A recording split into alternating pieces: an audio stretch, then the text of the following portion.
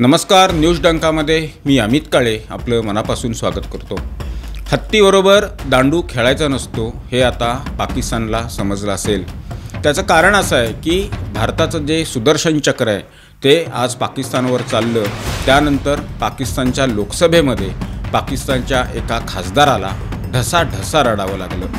ही वेळ आज पाकिस्तानवर आलेली आहे। इतर देशांकडे भारताला थांबवा अशा विनवण्या करण्याची वेळ पाकिस्तानवर आलेली आहे।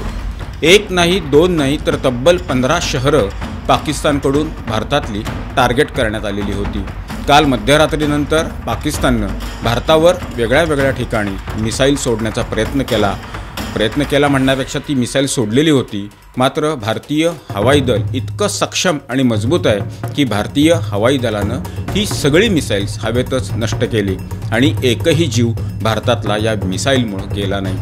भारतातले नागरिक, लष्करी स्थळं, लष्करी आस्थापना या सुरक्षित आणि व्यवस्थित राहिल्या।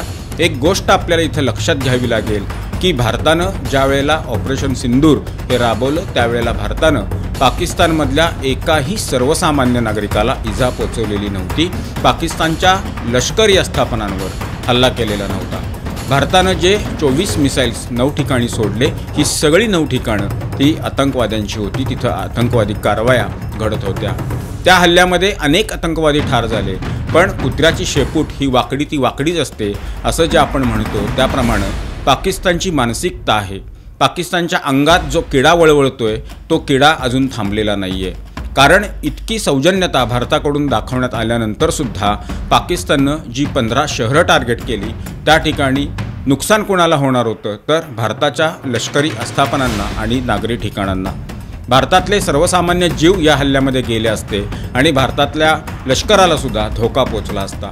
मात्र ही सर्व मिसाईल्स हवेत निष्प्रभ करण्याचा मोठा पराक्रम हा भारतीय सेनेनं केलेला आहे।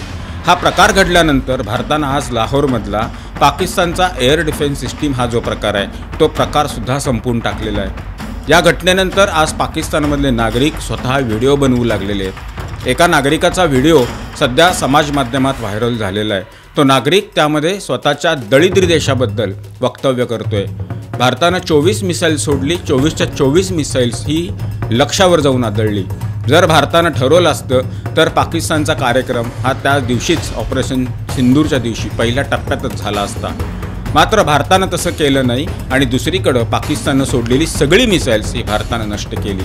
ही पाकिस्तानी सैन्याची असलेली अवस्था आहे की दुसरीकडं तो नागरिक असंही म्हणतो की पाकिस्ताननं जे दावे केलेले होते की आम्ही भारताचं राफेल पाडलं, भारताच्या लष्करी हेडक्वार्टरवर नष्ट केलं, हे सगळे फोटो हे फेक होते, ते उघड झालं। या खोटारडेपणाबद्दल पाकिस्तानमधले नागरिक आता पाकिस्तानी सैन्याची छितू करू लागलेले आहेत। ही वेळ आज पाकिस्तानवर आलेली आहे।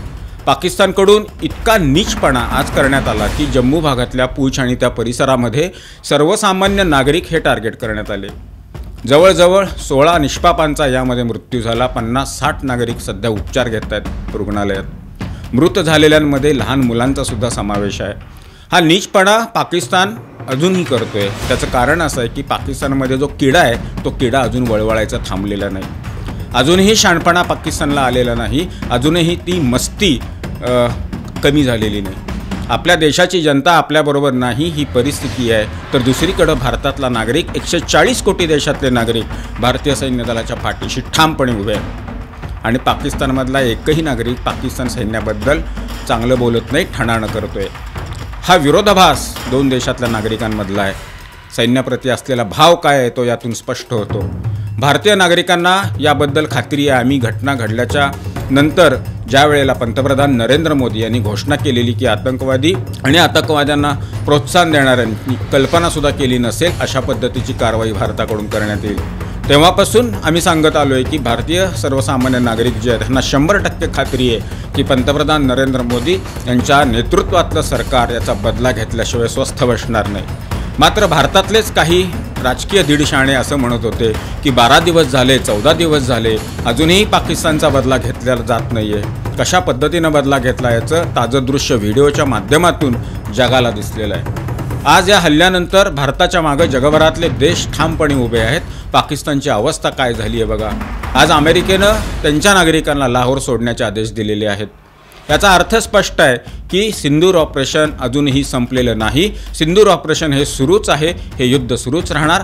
पाकिस्तानच्या कागाळ्या जर अशाच सुरू राहिल्या तर भारत त्याला सडेतोड उत्तर देणार, हे भारतानं स्पष्ट केलेलं आहे. आज संध्याकाळी जी पत्रकार परिषद झाली संरक्षण विभागाची, त्या पत्रकार परिषदेमध्ये ही गोष्ट स्पष्ट करण्यात आलेली आहे की त्यावेळेला त्यांनी असंही सांगितलं की भारताची इच्छा तणाव वाढवण्याची नाही, मात्र पाकिस्तान थांबला नाही तर भारत त्याला सडेतोड उत्तर देणार, पाकिस्तानच्या चारी मुंड्या चित करणार. ही ताकद भारताची आहे, ही ताकद आता जगाला कळलेली आहे. मात्र कळतंय पण वळत नाही अशी परिस्थिती पाकिस्तानची झालेली आहे. पाकिस्तानची एअर डिफेन्स सिस्टीम भारतानं नष्ट केली. सुंब जळाला तरी पीळ जळत नाही असं आपण म्हणतो, त्यातला हा प्रकार आहे. जी युद्धाची खुमखुमी पाकिस्तानमध्ये आहे ती खुमखुमी अजून गेलेली नाही. भारत किती पातळीवर पाकिस्तानला अडचणीत आणतोय हे अजून पाकिस्तानच्या लक्षात आलेलं नाही आहे, पाकिस्तानला समजत नाही आहे. आजच चिनाब नदीच्या धरणाचे 2 दरवाजे भारतानं उघडलेले आहेत. मोठ्या प्रमाणावर पाणी हे पाकिस्तानच्या दिशेनं आता वाहू लागलेलं आहे. एका दृष्टीनं जलप्रहार हा भारतानं पाकिस्तानवर केलेला आहे. दुसरीकडं वायुप्रहार झाला. सैन्यदल सक्षमच आहे, तटरक्षक दल सक्षम आहे, BSF सक्षम आहे, नौदल सक्षम आहे.